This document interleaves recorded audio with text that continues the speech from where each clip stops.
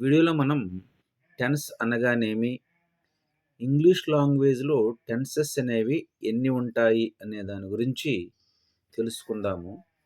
Tense అనగా verb యొక్క కాలమును సూచించు రూపము. ఇంగ్లీష్‌లో 3 ప్రధానమైన టెన్సెస్ ఉన్నాయి. అవి ప్రెజెంట్ టెన్స్ ప్రస్తుతం జరుగుతున్న కాలము, వర్తమాన కాలం అంటారు దీన్ని. ఫాస్ట్ టెన్స్ జరిగిపోయిన కాలం అంటే భూతకాలం అంటారు. అట్లాగే ఫ్యూచర్ టెన్స్ జరగబోవు కాలం, దీన్ని భవిష్యత్ కాలం కూడా అని అంటారు. 3 మెయిన్ టెన్సెస్ మరలా ఒక్కొక్కటి 4 భాగాలుగా విభజింపబడతాయి. అవి ప్రెజెంట్ టెన్స్ వచ్చి 4 భాగాలుగా విభజించబడుతుంది.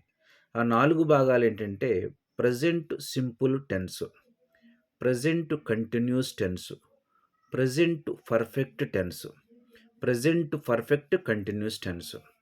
అట్లాగే ఫాస్ట్ టెన్స్ కూడా 4 భాగాలుగా విభజించబడుతుంది. Past simple tense, past continuous tense, past perfect tense, past perfect continuous tense.